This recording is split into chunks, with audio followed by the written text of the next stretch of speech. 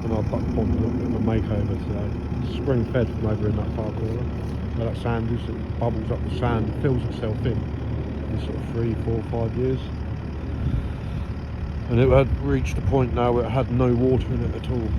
So what you can see in the bottom there, that's what was underneath all the mud. And you can see I've left some of the mint in, marsh marigold in the corner, and I've left some of the reeds in.